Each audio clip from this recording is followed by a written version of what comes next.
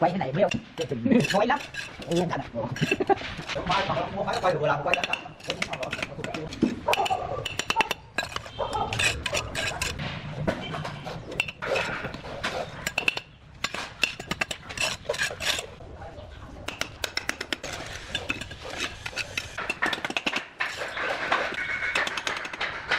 Muốn ở đây.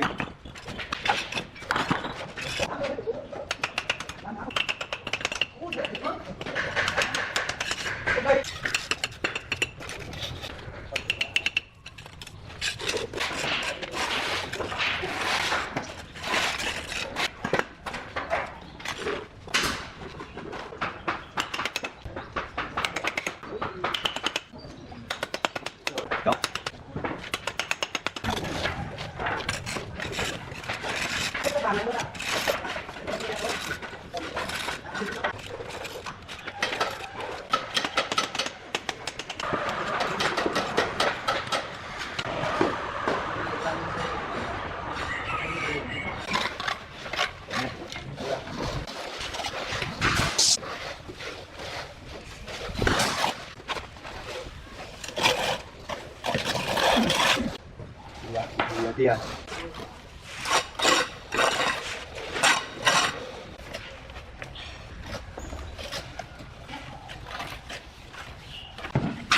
làm cam quá để bao tiền.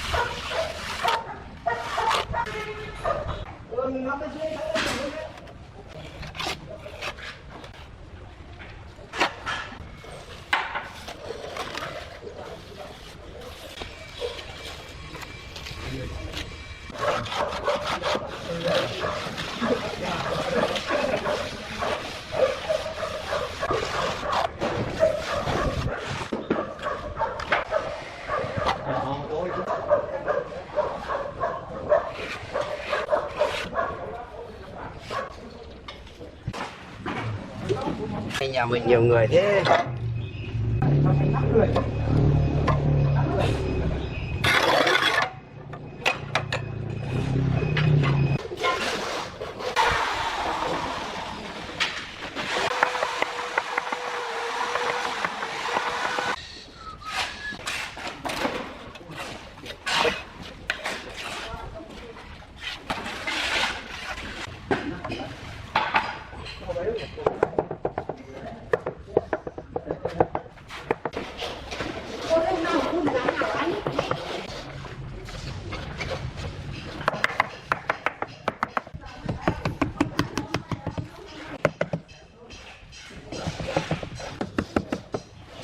Ôi sao cao thế hả con?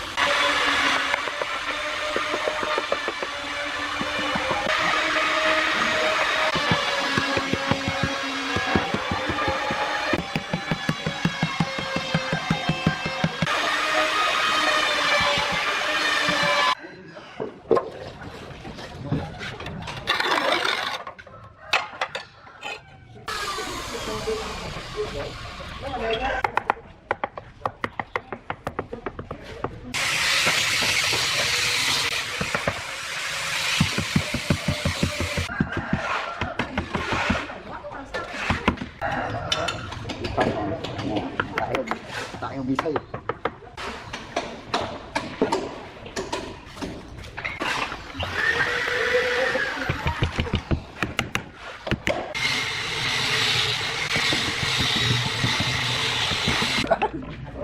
Rồi nhầm sửa đấy dòng này trăm nữa thôi gì đôi trăm.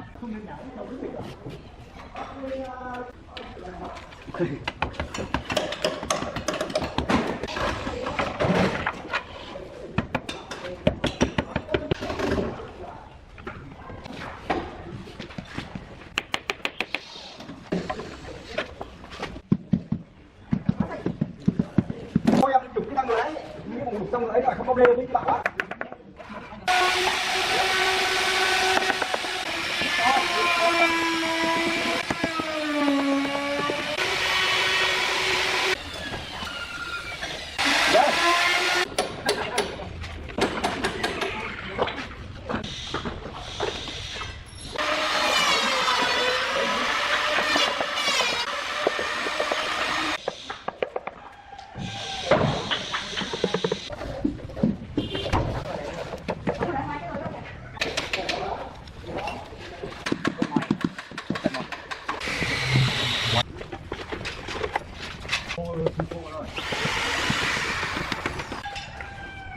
Ra còn không ăn nhiều.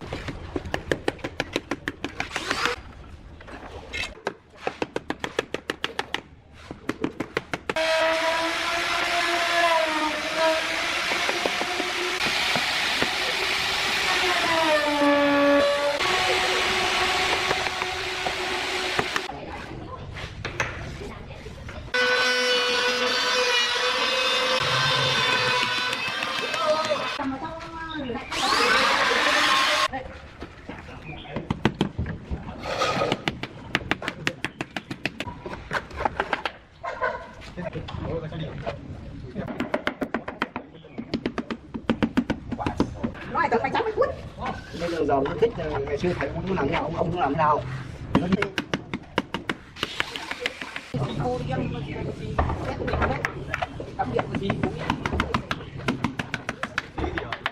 Một cái ra.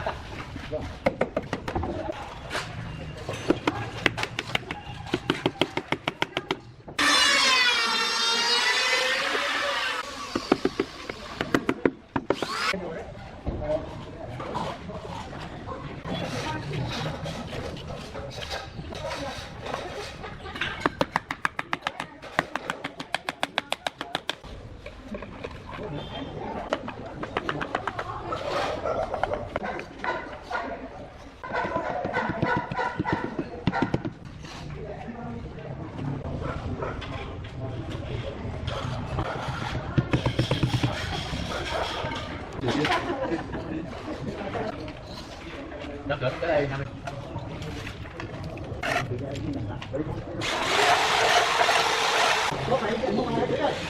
Xem không?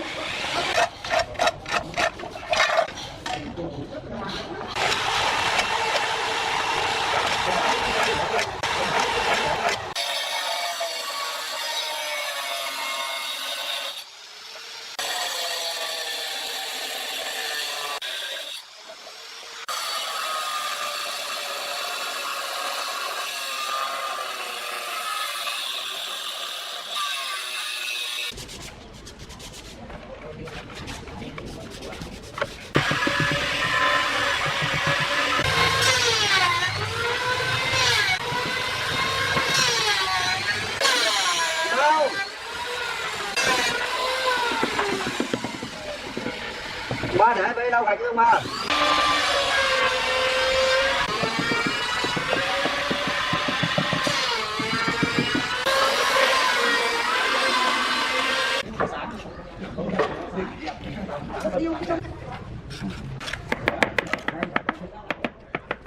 Bữa nữa mà xách ra đây.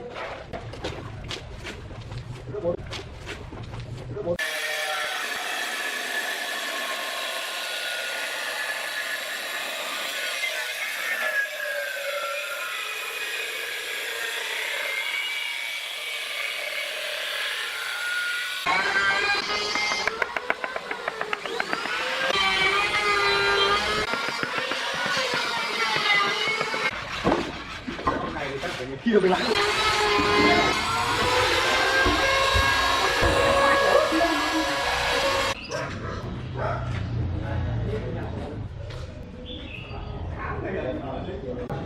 Mẫu này mày quá nữa anh